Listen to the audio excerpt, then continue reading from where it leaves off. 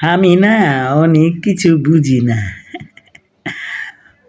আমেরিকায় ওই ৭ সমুদ্র ১৩ নদী আটলান্টিক পার হইয়া ওই দূরে বইয়া থাকে। আর করে কি এই কতদিন পর পর এশিয়া আয়া বিভিন্ন দেশের কুয়ার মধ্যে আঙ্গুল দেয়, পিছে আঙ্গুল দেয়। এই মানে আর কি এগুলি আঙ্গুল দেওয়ান ছাড়া ভাল লাগে না। তুমি কি কও বাবা?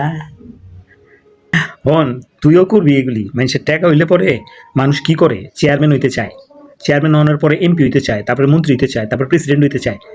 টাকা বেশি থাকলে তখন ভিতরের থেকে মানুষের কুয়ার মধ্যে আঙুল দিতে মন চায়, এটা টাকায় করায়।